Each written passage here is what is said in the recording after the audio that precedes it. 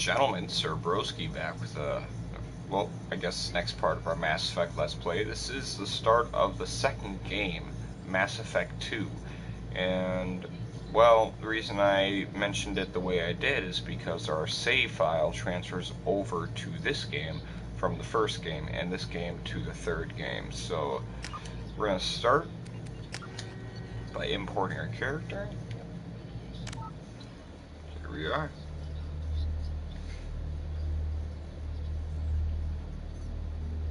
So here we go, right into it.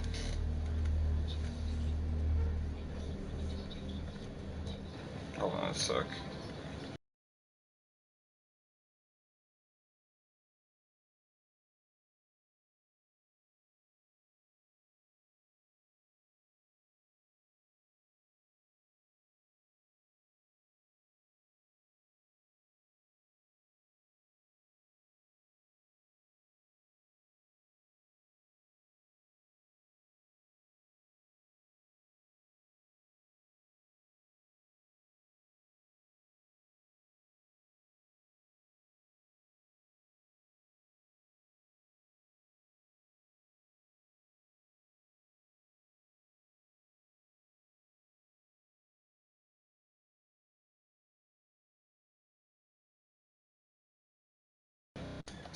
Alright.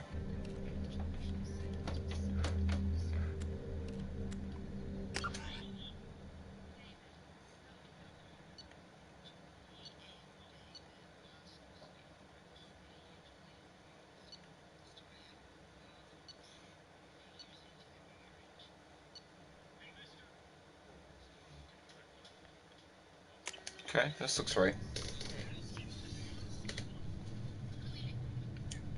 Here we go. I should warn you, this intro sequence is a very intense one.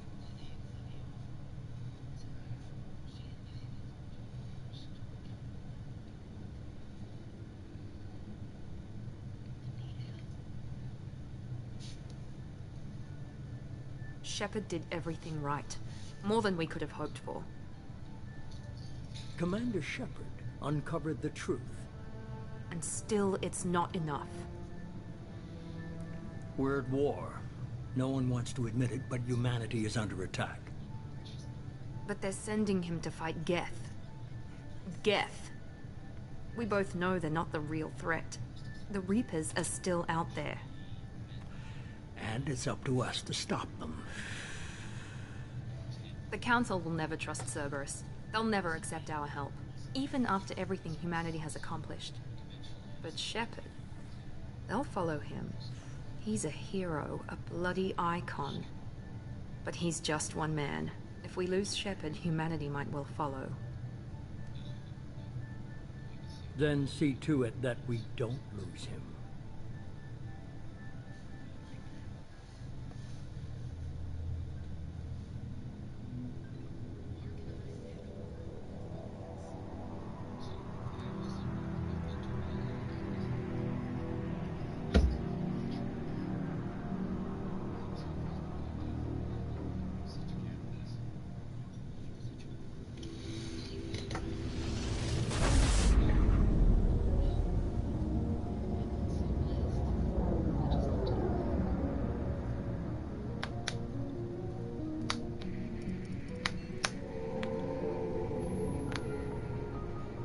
Disengaging FTL drives.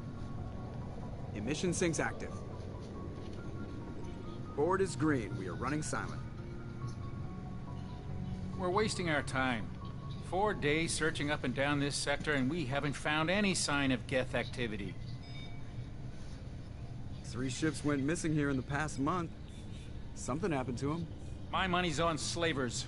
The Terminus system is crawling with them. Picking up something on the long-range scanner. Unidentified vessel. Looks like a cruiser. Doesn't match any known signatures. Cruiser is changing course. Now on intercept trajectory. Can't be.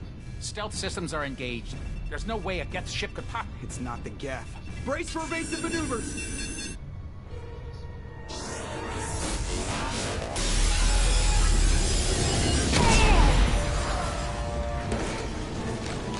Presley!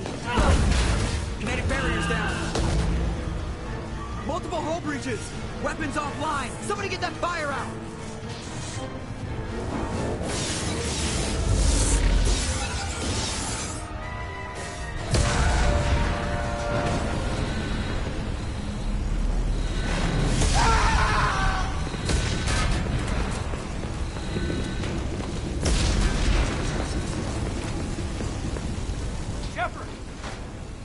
Distress beacon is ready for launch. Will the Alliance get here in time?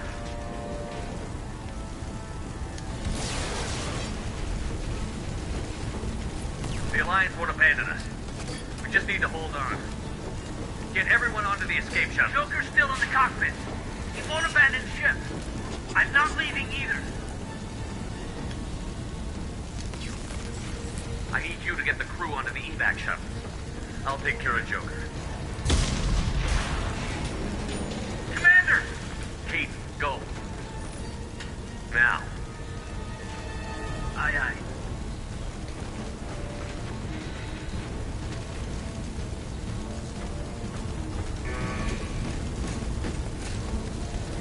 Everybody in! Go! Go! Go!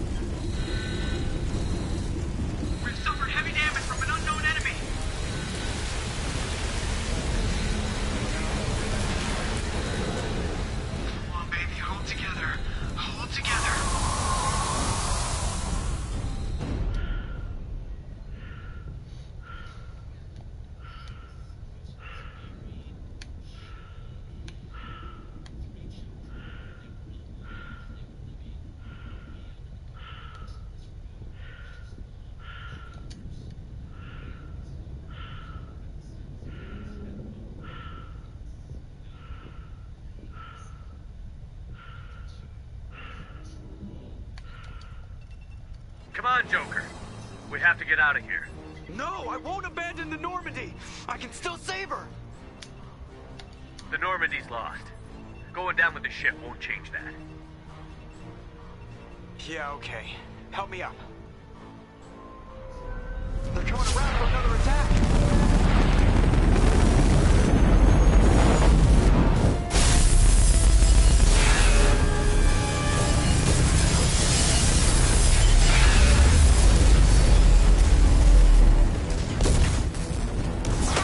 Watch the arm.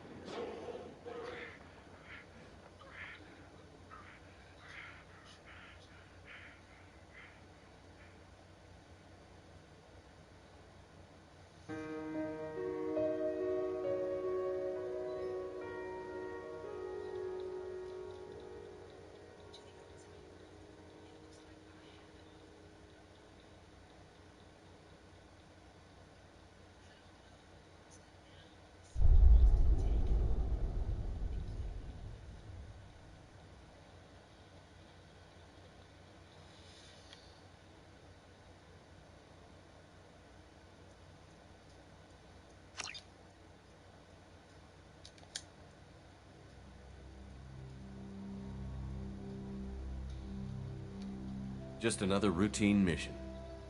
Why do they always say that before a mission? Of course it's routine. You haven't done anything yet. It's everything that happens along the way. The choices you make, the paths you choose, that turn the routine into anything but. Of course, that's how it started. A routine mission, answering a distress call. And look where that got me. We were testing out the Normandy, Captain Anderson's new ship, when the distress call came in. An Alliance patrol on Eden Prime had been attacked. They'd seen something they couldn't explain. And whatever it was massive. I hit the ground with my lieutenant, Caden Olenko. A good kid, loyal, by the book, with a talent for biotics. We came across the lone survivor of the patrol, Gunnery Chief Ashley Williams. A soldier to the core. Tough, disciplined, ready to take on whatever came her way. Ashley joined up with us and took us to the spot where she lost her squad. That's when we saw it. The ship. Like nothing I'd ever seen. It was massive, scorching the colony and everything around it as it blasted away. We followed the path of destruction to an artifact, a beacon left by a long-dead race called the Protheans. The colony had dug it up, and whoever attacked them had tried to take it. Chief Williams made the mistake of getting too close. It hit her with some type of energy. I grabbed her and threw her out of the way. That's when it hit me. Hard. Every muscle in my body went rigid. I couldn't move, could barely breathe. Everything went black. And then I saw something. A vision. Dream. A nightmare. By the time I woke up, we were halfway to the Citadel on our way to meet the Council. I was expected to explain what I'd seen. Anderson came along. So did Adina, our political representative on the Citadel. With those two heavyweights, it seemed reasonable we could persuade the Council that the ship we'd seen was a potential threat, as was the individual behind the attacks. The main suspect for the Eden Prime massacre was a Turian Spectre named Saren. He'd been seen by one of the survivors from the colony at Eden Prime, and there was some evidence to suggest that the ship was connected to Saren. But even Adina's pointed accusations weren't enough to convince the Council. They just couldn't believe one of their chosen elite Spectres could be guilty of something like that. They needed proof, which meant I needed proof. Fortunately, I wasn't alone in my search. Garrus, another Turian, wanted to help. A top agent for Citadel Security. Despite orders from his superiors that he shouldn't get involved, he told me he was suspicious of Saren, and he had some useful leads. More importantly, he was willing to share them. That led me to Rex, the biggest, nastiest-looking Krogan bounty hunter I'd ever seen.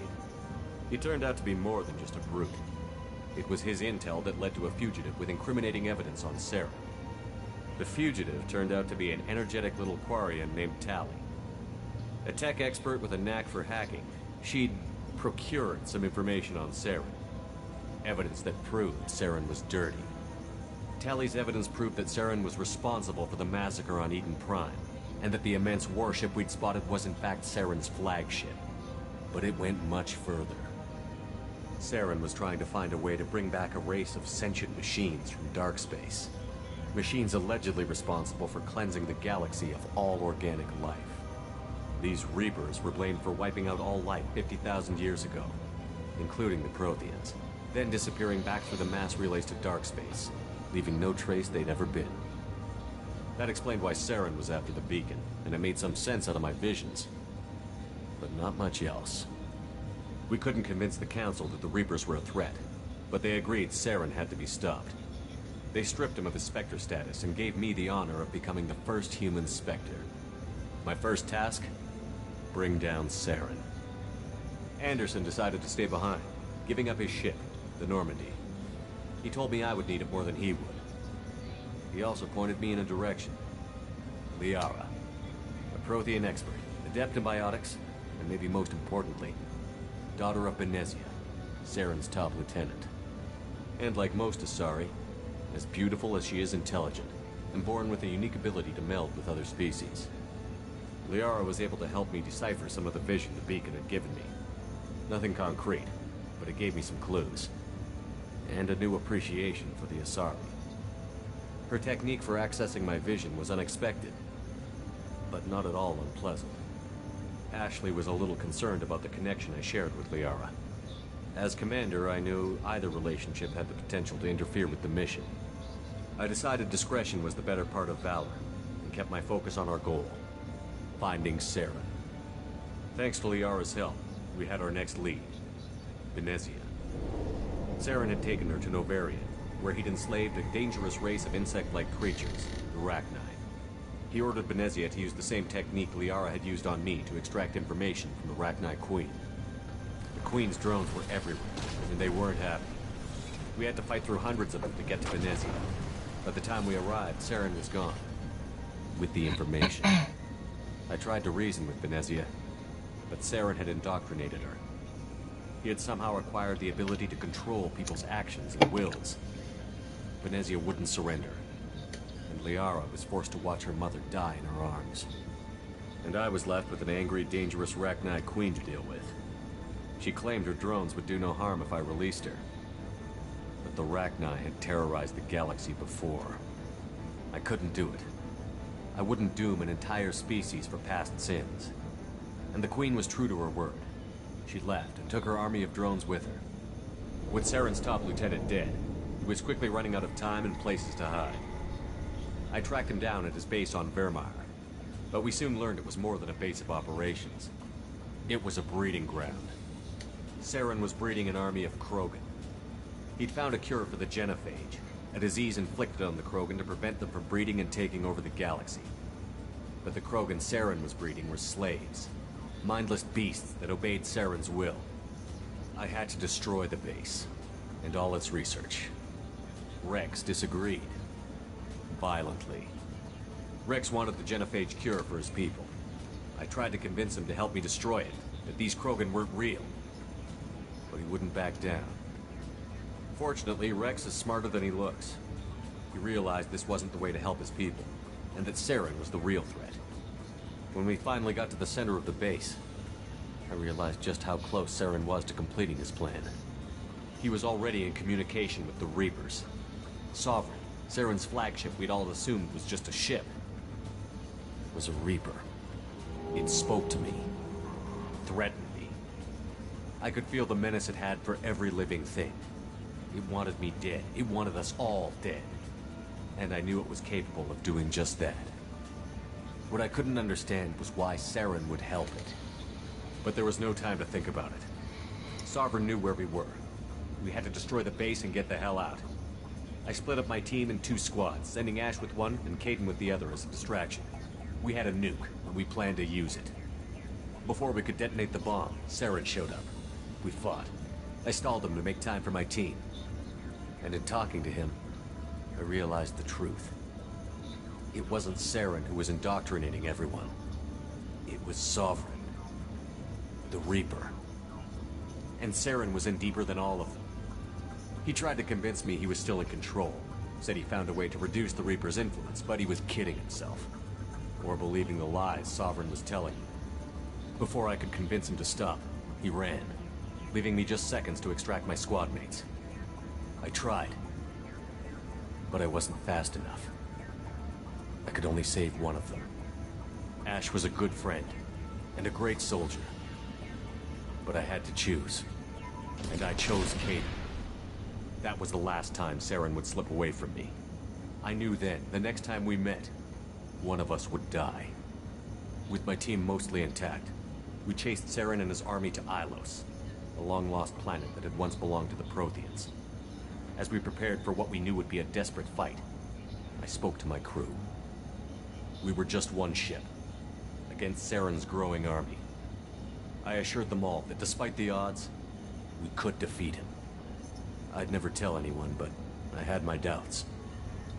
Leaving Ashley behind had hardened my resolve, but revealed a soft spot in my defenses. How many more friends and allies would I be willing to sacrifice in order to stop Saren? We arrived on Ilos, close behind Saren. Once on the planet, we discovered a Prothean databank that helped me put the final pieces of my vision together. The Reapers had come 50,000 years ago, and every 50,000 years before that, each time purging the galaxy of life. The Protheans had fought and died, like every species before them. but a few survived long enough to leave a parting gift. The Protheans had discovered that the Citadel was the key to controlling the mass relays.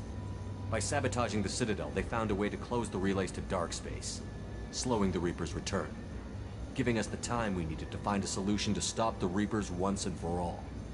Saren knew this. He was leading his army to take control of the Citadel and re-establish the relays to dark space, bringing the waiting Reapers here to destroy us all. We followed him to the Citadel. It was intact, but heavily damaged. He had caught the Council fleets by surprise, and they were only now regrouping. And with Sovereign as his flagship, there was little hope the fleets could counterattack with enough strength to take back the Citadel. But Saren was done running, and I was done chasing him. As the Alliance and Citadel fleets battled Saren's army outside, I cornered the Turian bastard in the Citadel tower and confronted him.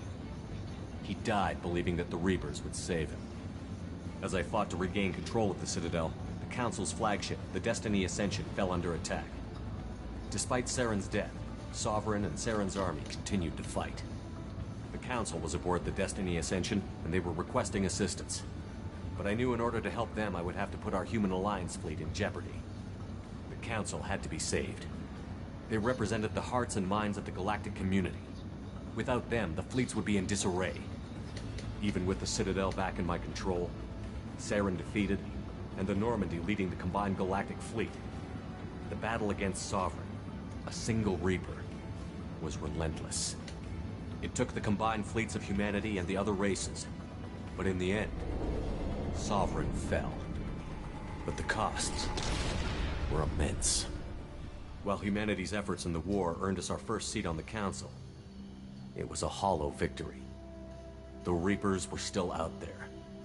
I knew the fight was far from over, but as the one who'd led the fight against Saren, I was given new responsibilities. The choice of humanity's first counselor was left for me to decide. On the one hand, Udina, the lifetime politician. Ruthless and ambitious, he would easily navigate the political landmines that would soon be put in front of him. The other choice, Captain Anderson, the career soldier. Tough but fair, but a friend, and someone I could trust. Both great leaders in their own right. Anderson didn't want the job, which was a sure sign he'd be perfect for it. No ambition to get in the way. The war was over. The threat had passed. In time, the Council would rebuild itself. The Citadel could be repaired. Even the pain of lost friends would fade. But none of that mattered if the Reapers were still out there. And if they were all as powerful as Sovereign, we had to find a way to stop them. I had to find a way. I gathered my crew, took my ship, and went in search of answers. Officially, the Council would only say I was assigned to cleanup duty, rooting out any remnants of Saren's army. Just another routine mission.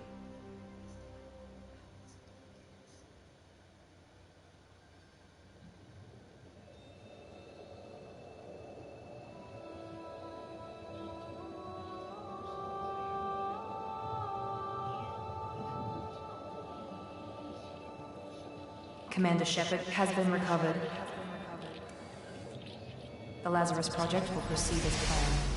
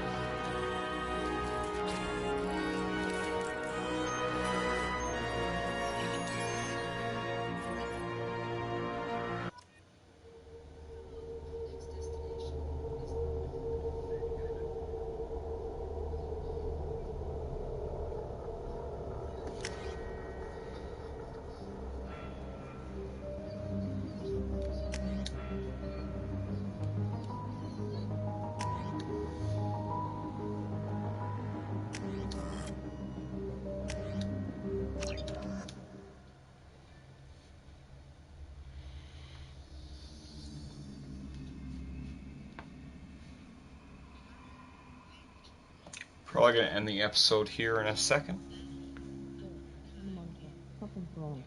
He's reacting to outside stimuli, showing an awareness of his surroundings.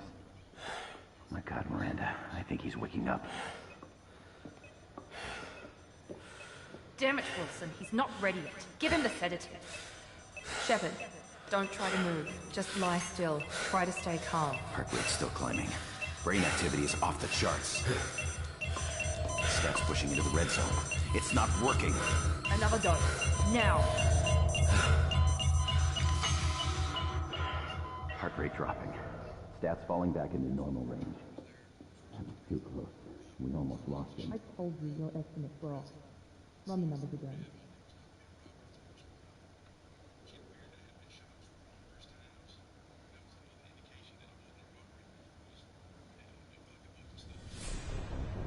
Wake up, Commander. Shepard, do you hear me? Get out of that bed now. This facility is under attack. Shepard, your scars aren't healed, but I need you to get moving. This facility is under attack. There's a pistol in the locker on the other side of the room. Hurry!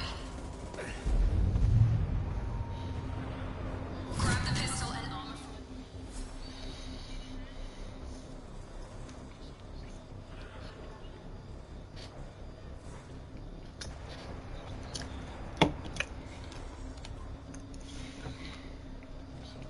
Alright. I'm gonna end the video. I'll see you guys in the next one.